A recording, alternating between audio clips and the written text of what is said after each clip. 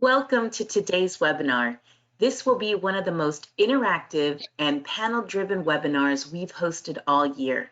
We will use your poll questions and responses as a guide for conversation, and we welcome your answers, your additional inquiries, and your engagement by raising your hand or speaking live. A couple housekeeping notes. We take your privacy rights seriously, and by attending this event or participating in the Q&A, you are allowing us to contact you for follow-up. Our goal today is to inspire conversation with participation from the audience on how scientists at all levels of pharma R&D can work together more thoughtfully while increasing their impact on the delivery of innovation. Please use the questions pane on your dashboard to submit your inquiry at any time. And if you need assistance during the webinar or would like to speak with our panelists live, please use the hand raise icon. And without further delay, I'd like to bring today's moderator, Ryan Franke, to the virtual table. Ryan, the floor is yours. Thank you very much, Arlene. I want to thank everyone for joining us today. Ted's recent commentary in clinical and translational science on the risks of speed alone without proper direction and control was the catalyst for today's discussion. I think that we can all agree that COVID-19 has been very disruptive to both industry and regulatory agencies, but his insights into the influence on the inevitable changes are enlightening. Ted, could you spend a few moments introducing everyone to the concepts that you introduced in order to lay a foundation for today's discussion? Yeah, thanks, Ryan. Welcome, everybody. As Ryan was saying, the impetus for this was the essay that we published about the things that we were observing as the pharma industry was trying to respond urgently to COVID. And that prompted a conversation internally about how the whole business of working from home has totally disrupted the way that we had taken for granted, the way we were working, the way that we took that for granted. And so we thought, well, let's just talk about culture here and some of the implications of culture and how things have changed. And we realized that culture is a difficult concept to talk about. So first of all, it's easy to overlook culture because it's something somewhat like the air we breathe, and you can take it for granted until, of course, it becomes really annoying or tiresome. And the second part about talking about culture is that it requires a different kind of conversation than the usual hard science-based discussions that we're so familiar with. So it's actually very gratifying to see the number of you who decided to join us on the call today to have this conversation. The discussion about culture also inevitably carries over into discussions about soft skills. And what's interesting about soft skills is that many people will dismiss them as unimportant compared to the technology-based skill sets that we work so hard to acquire during our training programs. But it turns out, especially for those of us who've been working for a while, the culture we work in and those soft skills can have a considerable impact on job satisfaction and career trajectory. And in some settings, these soft skills can be even more important than the technology skills. So in setting up the stage for this webinar, I wanted to make a few comments about culture and soft skills, and then focus most of the time on the panel discussion. And what we would really like to do is to bring in your personal experiences over this past year and a half, and to share with us anything that you are willing to share. So if you also, please feel free to disagree with anything that is being said here today. And as Arlene suggested, it would be great if you could add your questions or comments to the Q&A space. So first, let's talk about culture for a minute and what culture means. To me, I think that it means the customs and the expected behavior that you expect when you come in every day to the company or to work on your team. It also includes the actual achievements of your company or team, because those things are reinforcing to what we think are successful behaviors. And it's interesting because it also carries over to the social networks we participate in, like organizations that we belong to, who are the people that we hang out with. If you've worked for different companies or even on different teams, you undoubtedly recognize that each of those settings seems to have its own culture, or sometimes we call it personality. Some companies or teams are easygoing and playful. Some are serious and driven. And of course, these traits can change over time in different circumstances. So for example, if we have an upcoming critical deadline like regulatory filing, we can switch from an easygoing culture to one that's more serious and more intense because we have a mission, a task. And I've always found it interesting to think about the culture of a company. To think about the culture of a company and whether that culture is something that comes from management, or is it the sum of the attitudes and behavior of the individuals who work in the company, or is it a combination of both of those things? Now, the second part of this is to talk about the soft skills that we need to have as individual scientists and how the behavioral attributes that we have relate to our success in work and in fact in our private lives. But from a work perspective, I hope you would agree that any effort to advance science must have at its core the imperative to have fruitful conversations between scientists, especially across disciplines. And this is where the real challenge comes in. Advancing those conversations requires several critical attributes and abilities. And so just to share with you some of the things that we were thinking about are really important. So first of all is enthusiasm. The enthusiasm for working towards a holistic understanding about the needs of a research and development program. A willingness to balance the demand for fit-for-purpose modeling, the need to actually get something done, with the intuition to explore unexplained deviations of data from predictions, because it's those things that might be sending signals that we follow up and get important insight. There's also integrity and transparency, because those are the things that are required to explain the positive and negative implications of results to stakeholders. We would like our decisions to represent more than wishful thinking, and that can only come from if we're listening and willing to accept positive and negative news. There's courage and the perseverance to continually question the information that's coming at us and to challenge conventional thinking when warranted. And then last but not least, the humility to consider expertise from other disciplines before committing to a course of action. So a core point of discussion during this webinar is whether these attributes are relevant to any culture we find ourselves in, or is it something that just is easier in some cultures than others to manifest these attributes? And does that have a positive and negative impact on our ability to accelerate innovation? Whichever it is, the combination of both of these things, culture and personal attributes, is certainly a powerful force if they're properly deployed, developed, and maintained. Our experiences working from home during the COVID pandemic and the disruptions we faced at home and at virtual work really provide a great opportunity for us to reflect on the way we work in teams. And if nothing else, the inability to work face-to-face has given us a new perspective on what it means to be a team and the ways that culture affect our ability to be the kind of scientist we would like to be on our best days. So there is the reason for the webinar today, and we hope that you will participate during the discussion and the questions. And with that, I'll turn it back over to Ryan to open the discussions. Thank you very much. Thank you, Ted. Along these lines, I believe that our recent work experiences during the COVID-19 pandemic and the disruptions we have faced at home due to the changes in so many people moving to a virtual work environment, these provide a great opportunity to reflect on the way that we work in teams and to identify ways of demonstrating each of the attributes that Ted just described.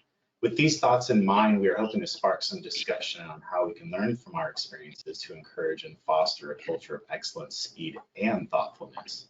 And we're going to start with a poll question for the audience to solicit their feedback regarding the attitudes and attributes that Ted discussed.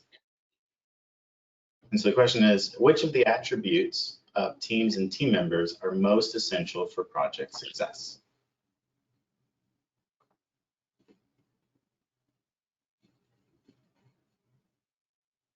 So we'll give you a few moments to pick which of the attributes you believe are most essential for project success.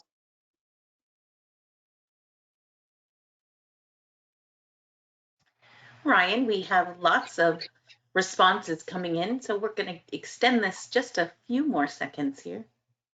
Sounds wonderful, Arlene. Thank you.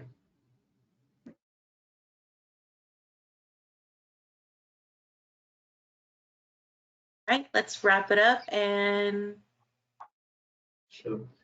So this is very interesting. I was watching the results come in real time, and integrity and transparency was winning initially, and then enthusiasm and commitment of team members kind of really quickly came up.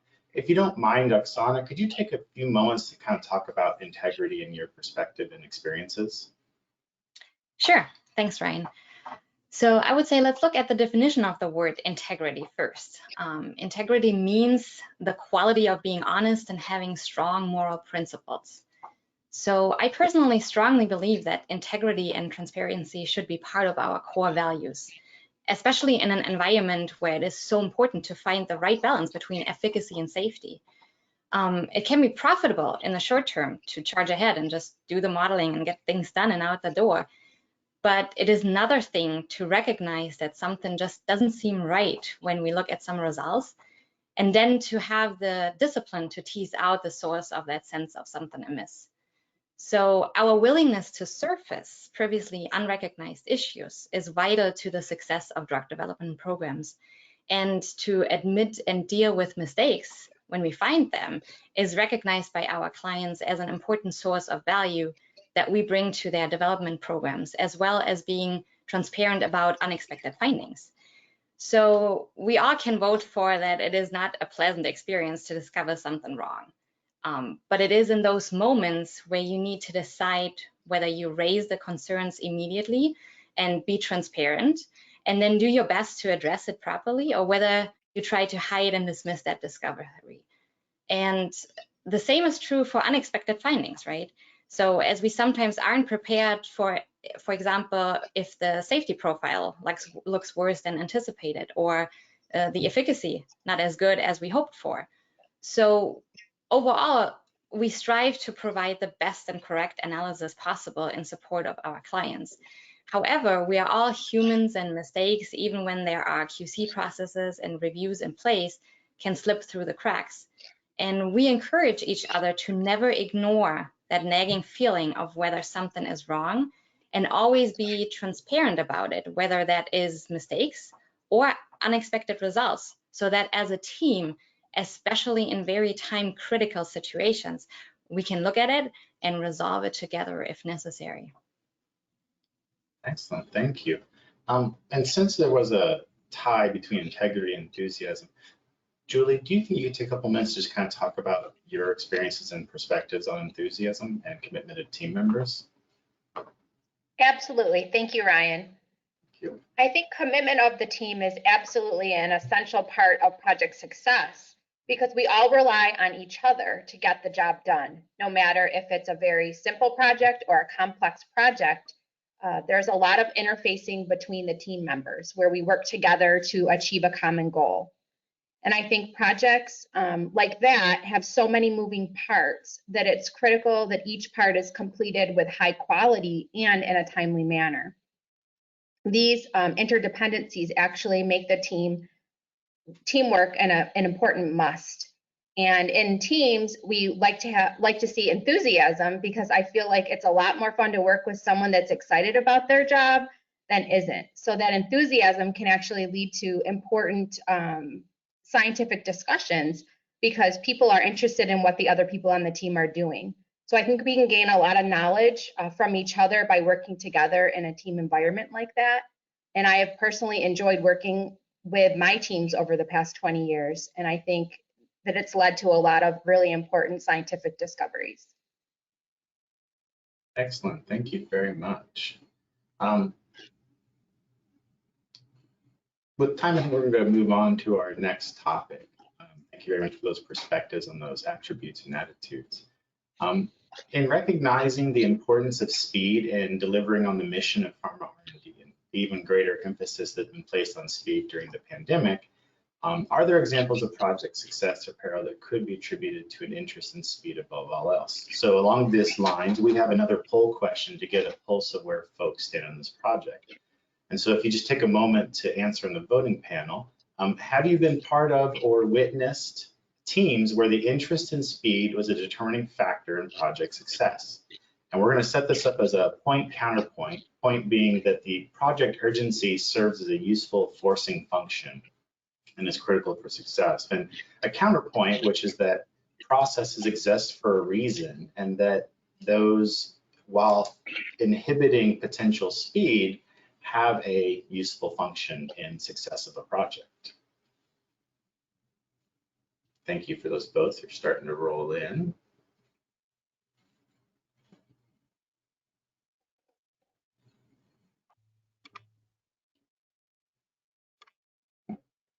Thank you, Arlene. So interestingly enough, I really like seeing the polls come in real time, so you can kind of see how the voting initially jumps up and changes. And initially, the point that the urgency was the important aspect of a project was really leading, but then in the last moments, the counterpoint came up.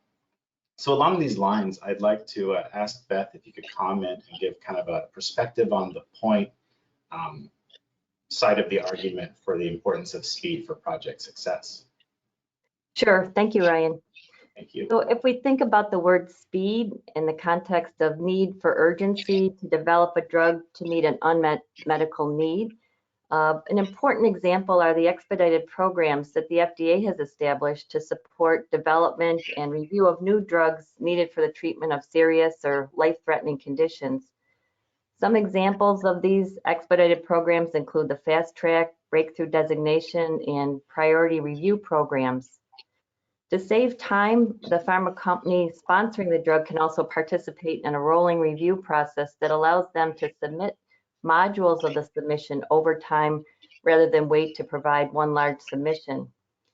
So while these three programs are well established, more recently, the Oncology Center of Excellence, that's the OCE within the FDA, has developed several pilot programs to speed up the development of medical products in oncology. One of these programs is the RTOR pilot program, where RTOR stands for Real-Time Oncology Review. So in an RTOR program, the FDA is allowed to review much of the data earlier as a means of streamlining the review process. In this case, the FDA and the pharma company also agree on a piecemeal strategy. And by that, I mean that pharma submit pieces or components of modules for the submission over time. As you can imagine, this type of plan requires careful planning of both time and resources due to the multiple submissions and interactions with the FDA. Over the past few years, I have worked with pharma companies on pharmacometric analyses for RTOR submissions and found that the speed of these projects is definitely faster, which means that more upfront planning and coordination of efforts between team members is needed. For example, once the data is available, population pharmacokinetic and exposure response model development needs to be completed as soon as possible. And then the analysis data sets along with key model outputs are quickly shared to the pharma company. Given the need for speed, the project team is frequently proactive in considering where workflows can be adjusted to further increase efficiency. Earlier this year, a group from the OCE published a report describing their initial experience with the RTOR pilot program. In the first 2 years, there were 20 RTOR programs and all were approved. The median time from application submission to approval was a little more than 3 months. And one surprising finding was that the FDA granted the approval ahead of the PDUFA date for 90% of the applications, with a median time of just under 3 months ahead of the PDUFA date. So these results suggest that the faster pace of the RTOR program may result in quicker time to approval. Although the RTOR program has only been applied in oncology, discussions are already underway at the FDA about how RTOR could be adapted for other high priority non-oncology applications.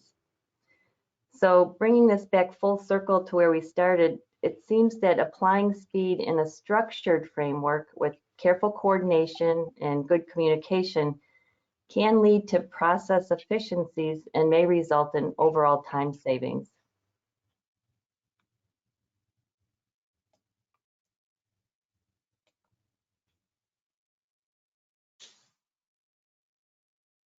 Ryan, you're muted. You might be on mute, right? Yeah. Apologize for that.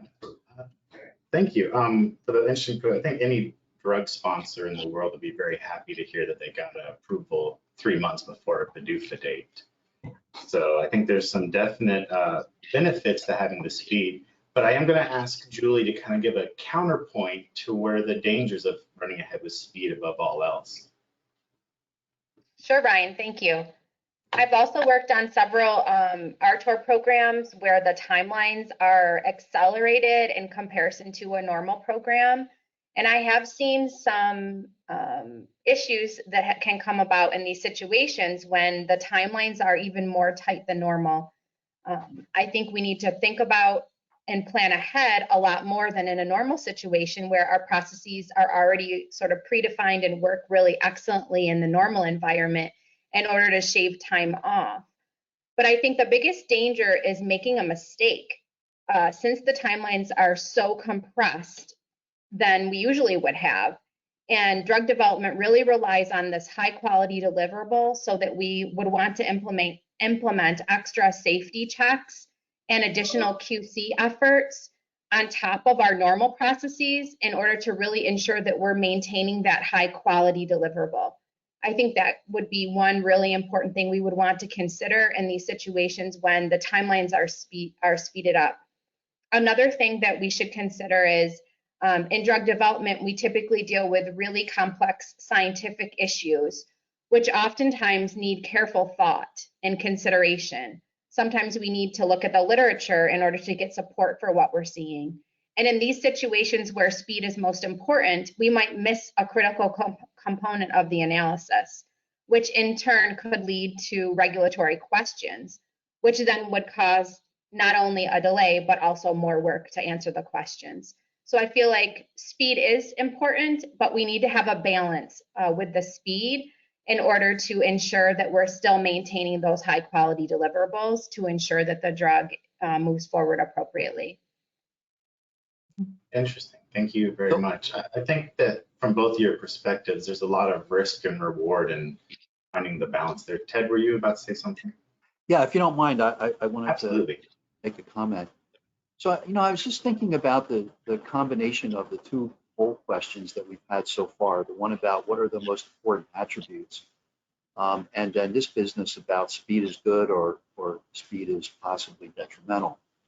And then I was thinking about the courage question or the courage option on the first poll. And I was thinking that courage was going to be the big one because,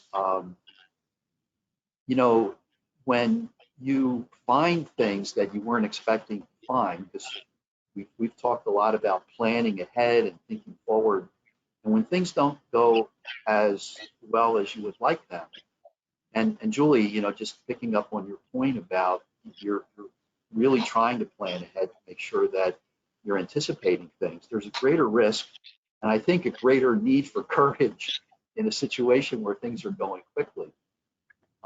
And I was just wondering, can anybody just comment on, maybe the audience can comment on situations where actually you had to sit and think about, what am I going to say here? Because they're not going to be happy with what I have to tell them. No, that's always a problematic or a difficult conversation to have, I'm sure. Versus the way we used to do things versus trying a completely new way that, could be worse, could be better. There's some definite benefits as far as getting to the FDA quicker, getting approval, et cetera. And I've definitely been in that situation where I had developed a model and the results did not support the theories of the company, and I had to deliver the results that were negative. And you know, it was really a little bit scary because it was a newer client, because I wasn't sure how they were going to react. And oftentimes, I feel like when we present results to someone, it becomes your own. And so you actually feel bad that you're showing something negative. And so you really do have to have courage to say, hey, this is the data, and I have to speak for what the data says. And so that's always been my theory, that it's not me personally saying it. It's my job to tell the story of the data. And I think we have to do that as honestly and clearly as we can, even when it's a bad situation and it's not what they want to hear. Yeah, and I think, you know, the courage to ask those questions, and then it either is going to help confirm what we think we understand, or it's going to refute that potentially. But I think that helps us to, you know, sort of question the potential go forward mentality that we can get into, because we're all excited, we're all on board with trying to make things successful. And having those questions be asked early on can end up maybe helping the team be better prepared for the regulatory challenges that are going to come, and hopefully provide just a better understanding and insight at the end of the day about the drug.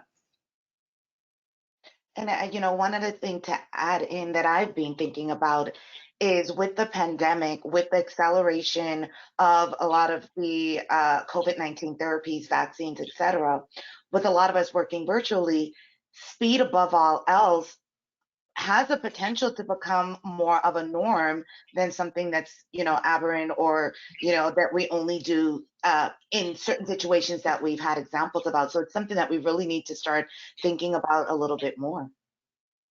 Yeah, and I think along those same lines, Denise, you know, we've talked about the RTOR programs and the accelerators for the regulatory perspective and the submissions, but you make a great point with the COVID-19. A lot of drug sponsors are trying to get studies completed before the COVID lockdowns really were into effect, and some were trying to, during that time period, still accelerate and get, you know, very few patients that were available for their development. And I think what we're going to see now that more and more states and countries are kind of coming out of lockdown, I think you'll see a lot of companies that are trying to speed up to try to make, you know, up for lost time because of the COVID lockdown. So I think that's a great point, that, you know, whether it becomes a new norm long-term or a new norm for maybe the next several years, we'll have to wait and see. But I definitely don't think a focus on speed is going away anytime soon. I had a question that came through I want to bring up, and it's a very straightforward question that I think is going to be very difficult to answer.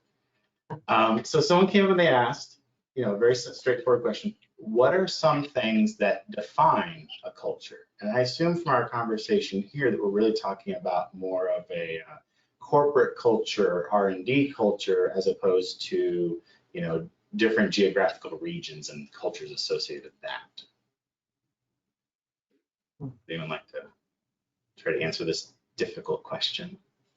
Yeah, it's a hard one. A culture as a word and as a concept, as it applies to a company or, you know, other organizations, is really hard to define and explain. I think different people interpret it differently, but I think it has to do with the attitudes that we have, the beliefs. You know, we think of it within our company as the values that we share. That's a big part of what our culture is. But it's how we talk to each other, how we work together, and those things get exhibited in those behaviors that Ted mentioned up front. And, you know, how we respond in a crisis can be one way that we think about, you know, like an evidence of what that culture is. But yeah, there's a lot to it, and it's definitely a tough one to explain. I think just from my own standpoint, I think it's really hard for management to send out a memo that says, here's the culture that we're going to have.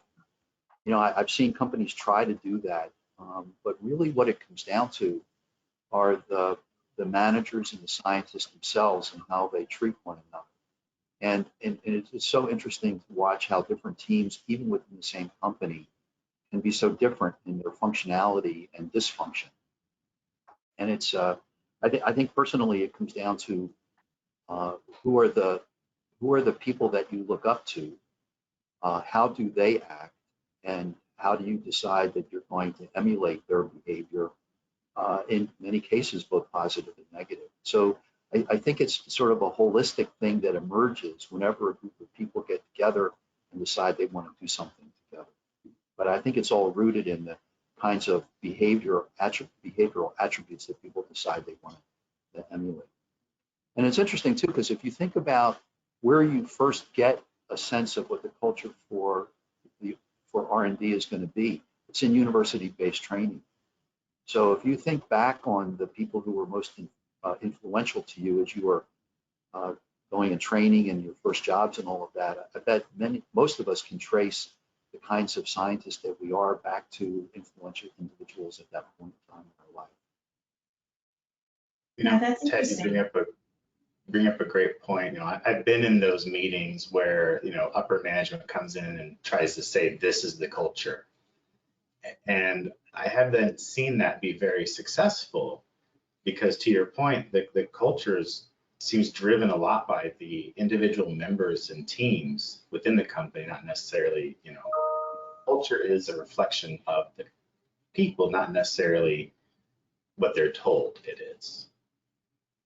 And I would definitely think, you know, while not necessarily, you know, at the grad school level, if you're talking about that in terms of, you know, developing your culture, I think it'd even expand out to, you know, that first postdoc or first job as well, really influencing kind of the culture you have personally and you bring to any project. And I think if we think about that aspect, it is so important and critical to lead by example, right? Because we have such a great impact on those who look up to us, and we might not always know who that is and who, you know, critically follows along every step basically you're doing. That might be some direct report, but that also might be some peer who's still trying to figure out, you know, where and how they fit in and how they want to shape a culture within a company. Great perspectives on this. If you guys don't mind, I'd like to bring us back to a conversation about speed. One of the questions that I find interesting, especially with so many of you on this panel and potentially those of you listening in and hopefully participating, is that as we change from these classic dynamics of regulatory submissions and we move towards, you know, something from the classic paradigm where you submit everything to the regulatory agency and then they take, you know, 6 to 12 months reviewing it and then get back to you, to this RTOR program where it's more real-time data evaluation, you know, how do you change your processes and what you do from the classic paradigm to these very fast real-time reviewing and rolling review paradigms? I guess a couple things come to mind for me. I guess for one, it's, you know, for us in our position, we work with pharma companies and we need to sort of change our relationship and build a closer relationship in order to have day-to-day interactions. It's not so much where you go week to week and you say, okay, I'll go back and I'll develop the model and then I'll present you the results next week.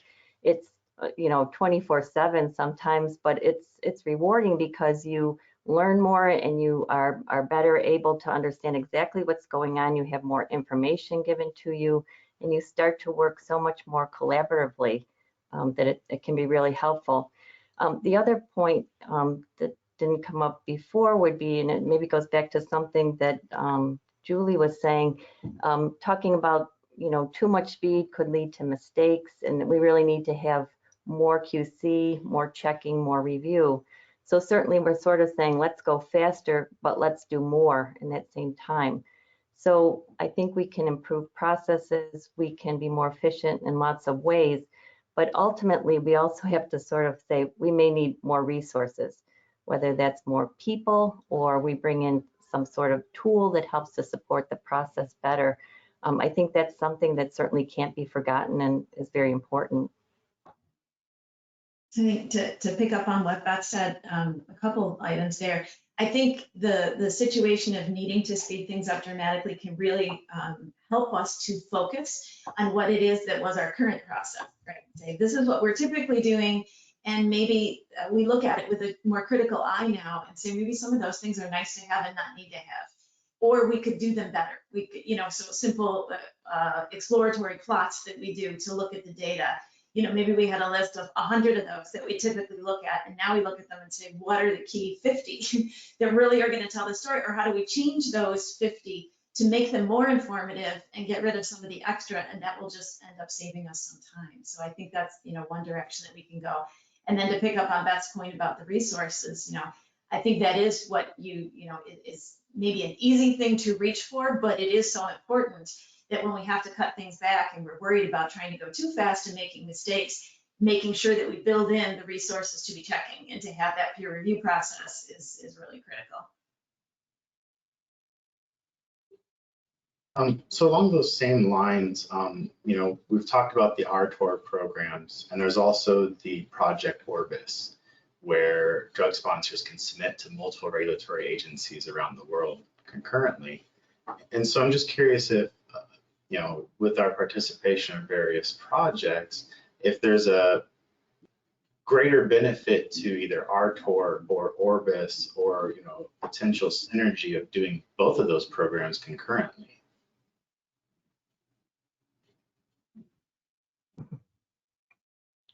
Well, I think, there probably isn't enough experience right now. They're both new programs. And I think, down the road, maybe that will be the way to go.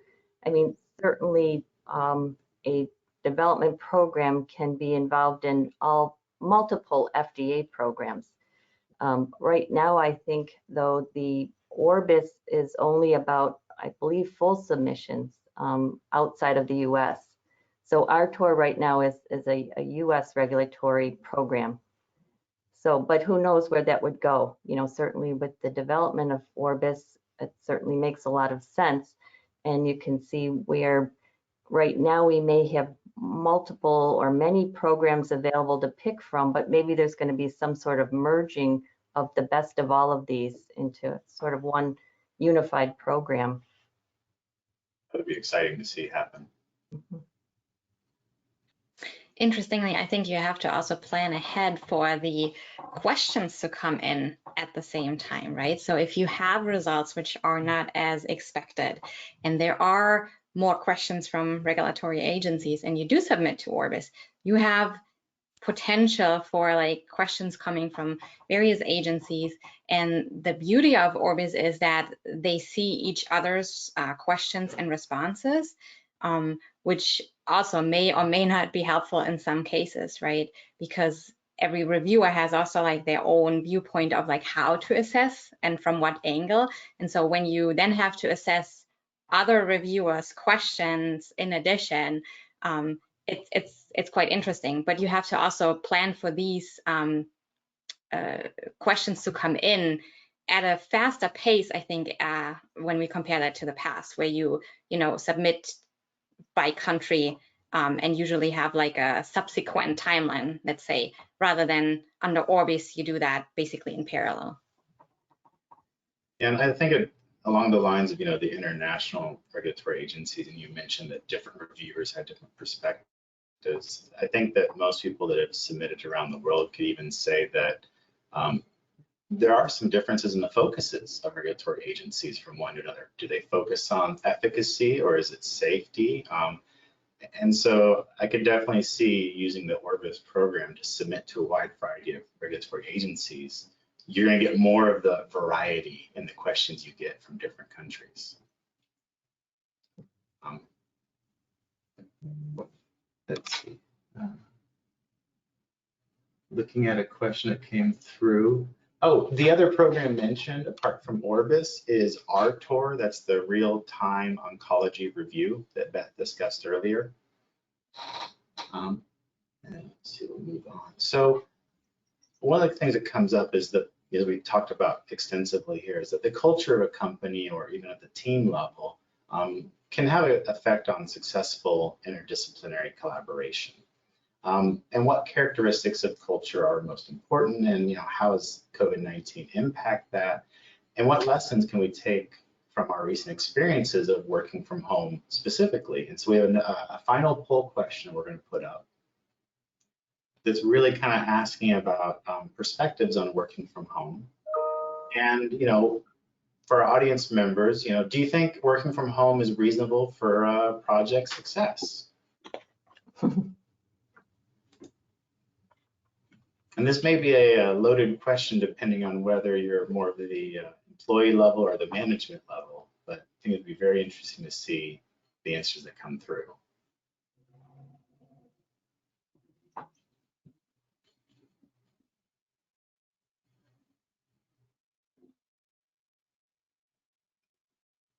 Give it a few more moments for people to cast their votes.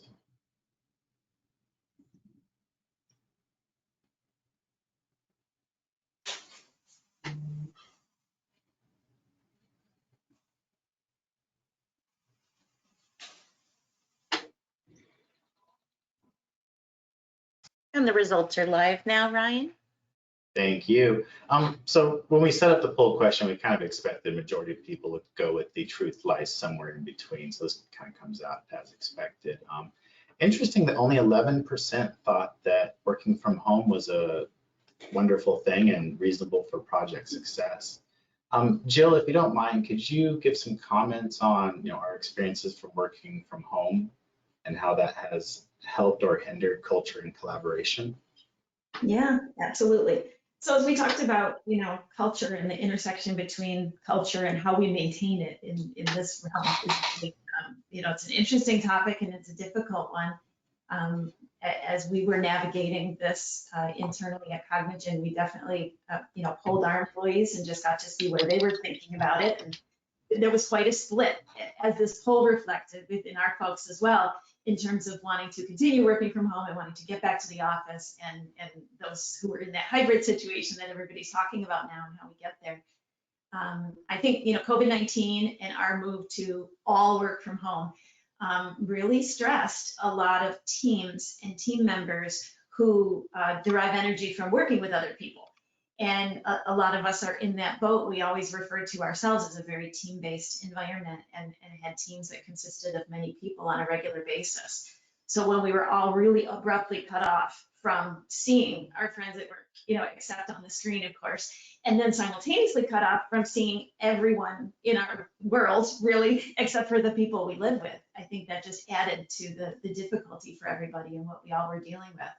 So I think it highlighted the importance of communication throughout this entire challenge, and the use of communication to reinforce the values and the aspects of our culture in order to maintain what we're hoping to maintain.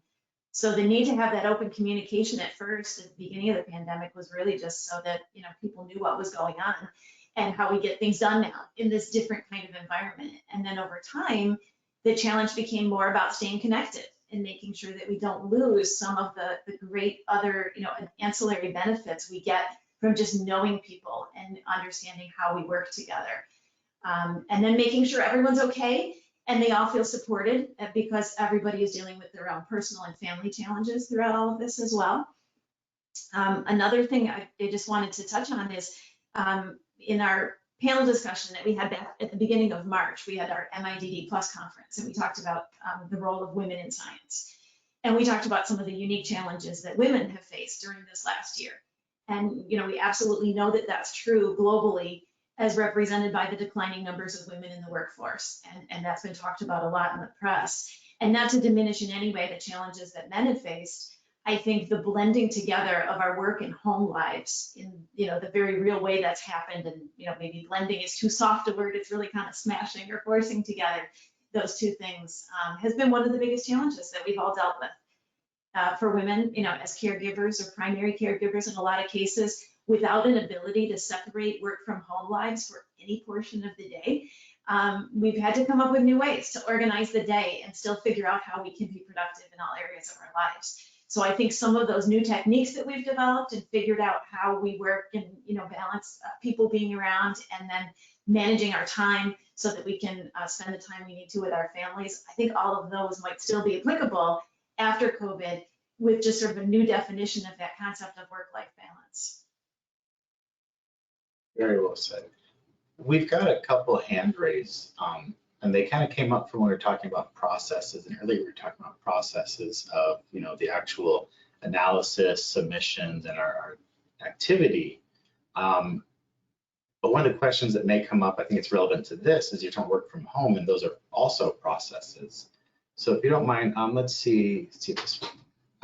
Kriti Verma, you had raised your hand initially earlier. Did you like to unmute yourself and share with us your perspectives in a few words?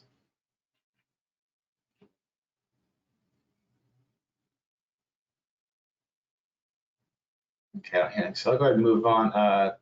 Sahiba Khatun, you also have your hand raised. If you'd like to go ahead and unmute yourself, you can participate in the conversation. It should be a button at the top right of your window pane. Arlene, do they have the ability to unmute themselves, or do I need to do it for them? Nope, they are self-muted. So Shahiba, at any time, if you'd like to speak live, you can unmute.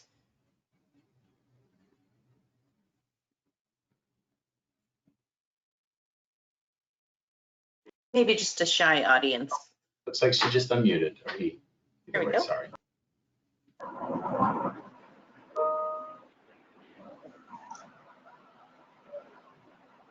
You're live, Shahiba, go ahead.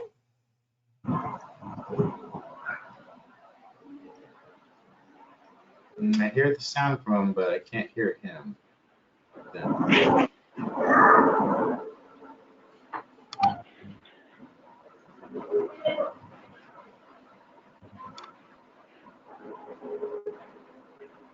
Okay, well, I think since there's having some technical difficulties, we can just move on. Brian, I think Nicole is next in the queue to speak. She'd like to. Yeah, I saw her message. She can't unmute, so let me see if I can do it. Oh, there you go, Nicole. You should be unmuted.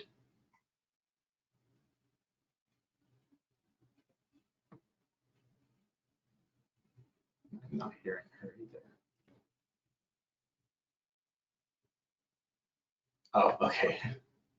I'll go ahead and mute you back. She was just letting us know she couldn't unmute herself. Yeah, I have to unmute everyone, and then they can unmute themselves. Okay, well, I think along these lines, we talked about working from home and changes in processing and whether it's worked or not. Along those same lines, another interesting aspect that many of us have faced, a year and a half, is the need to onboard new employees in an environment which is completely virtual.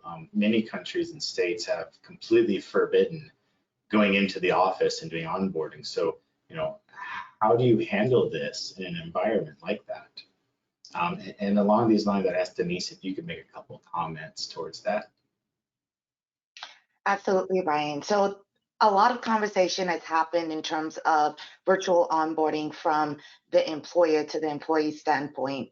But then there's that other directional aspect, right, as a new employee coming in.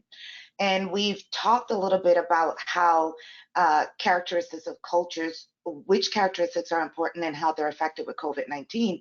And I think one of the most important characteristics of defining culture is that interaction that you can observe amongst employees, and also that top-down interaction of how managers interact. And when you get into a virtual setting, a lot of those nuances are lost. You don't see people having conversations by a water cooler or having conversations with their managers.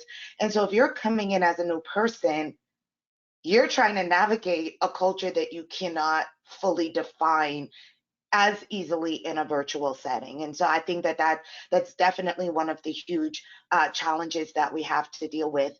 I actually was onboarded during the very beginning of the pandemic, and I would say that I considered myself a little bit lucky because I was coming back to a company that I had worked for almost 5 years.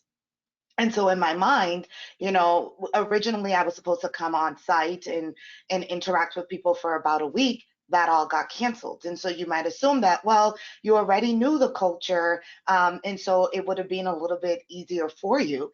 And I can tell you that even being at a company for a long period of time and going back after only about a year and a half, it still presented unique challenges. Some of that was because new people had come in during that time, and so you're not sure if you're dealing with a culture shift.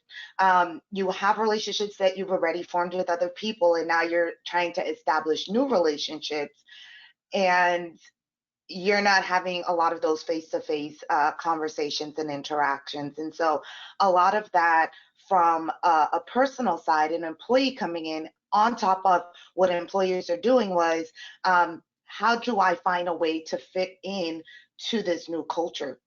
And part of that was setting aside 15 to 30-minute conversations with everybody that I would be interacting with. In a larger company, that's probably a little bit more difficult, but having that conversation and actually turning on my video so that people can see me and put a name to face, a face to name. Sorry. And I think another thing that I found interesting as an employee, really being forced in or smashed in, like Jill said, into this new environment was the way that I worked in terms of collaboration. And so I spent a lot of time in the consulting field, and we worked virtually with our clients before the pandemic happened. And so that was a no-brainer. I could do that with my eyes closed. What I didn't think would have been as much of a challenge for me, that actually ended up being a challenge, was now that interaction with my colleagues in a highly collaborative sense. And so, we are in a very fast-paced environment. We're communicating a lot, and I had to find new ways to communicate because I was so accustomed to walking over to someone's office and getting a quick answer, or pulling people into a conference room when we needed to sort something out. And then suddenly, in a very fast-paced environment, that did not exist. And so you're trying to pull from people in different time zones, and you need that answer in more of a real-time fashion. And so it creates a shift in how we think about things, especially if we've come from a highly collaborative environment, and especially if we've come from a fast-paced environment. So there are just some of the challenges that I dealt with, and I think it'd be important to hear, what maybe other aspects that people dealt with as well. Interestingly, I onboarded, I think, a couple months before you, right before the lockdown and everything. And, you and I were just talking about a month or so ago, and you asked me about working from home and my perspective on it. So while I didn't onboard it, I did have the working from home. And interestingly enough, you talked about going across the hall to get an answer. And I'm pretty comfortable with that, where I can call someone up in video chat to ask them.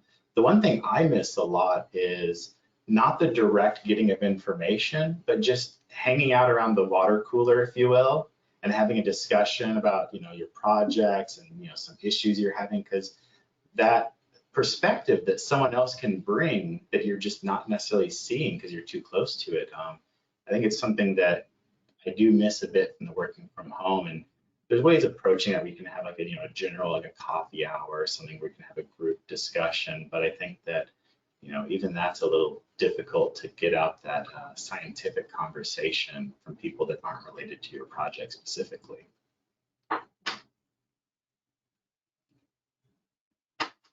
I think, just another point, because this was focused a little bit more on onboarding.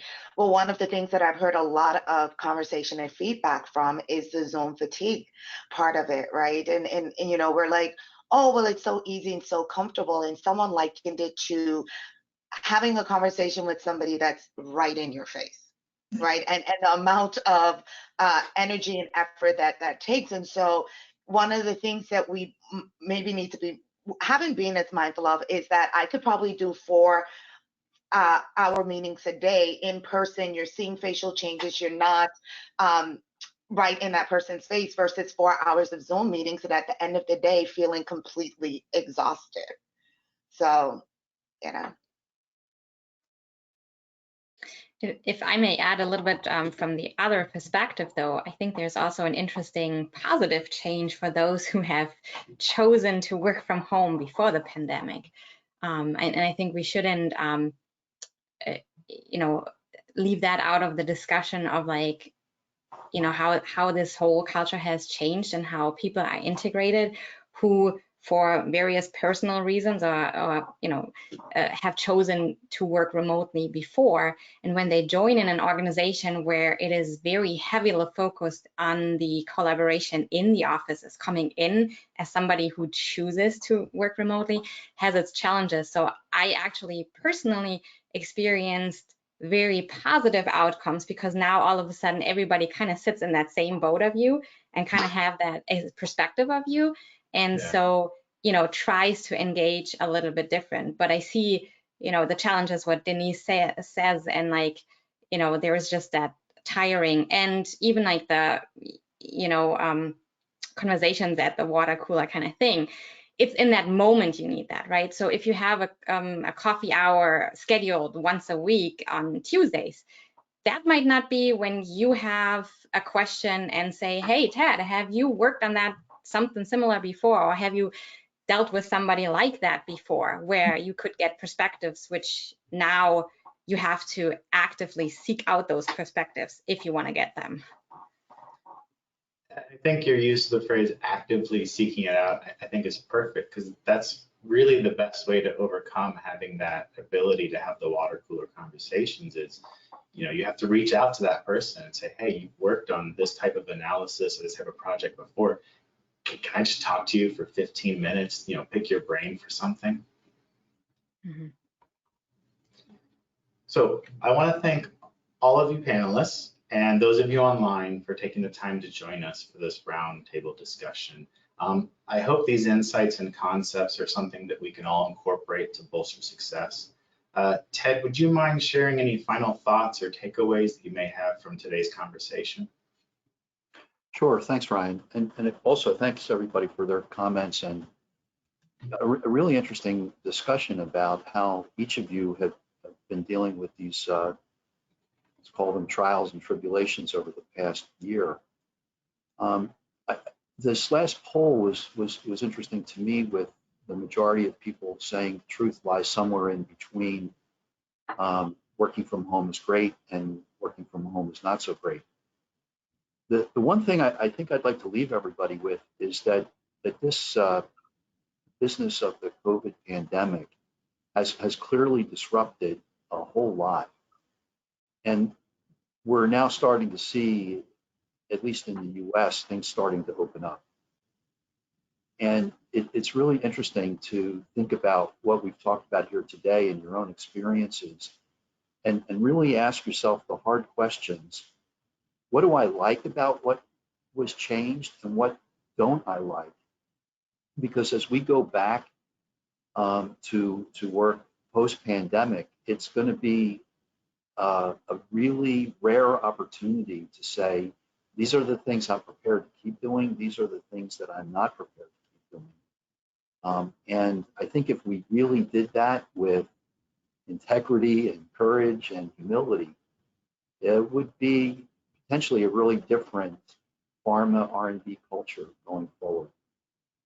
So with that, let me just say thank you all for participating and coming with us. And if you have any questions or things you'd like to follow up with, we'd be really happy to answer them one-on-one via email.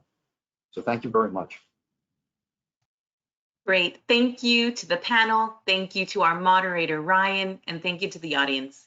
If you missed any part of this webinar, please visit our website at www.simulations-plus.com for an on-demand replay.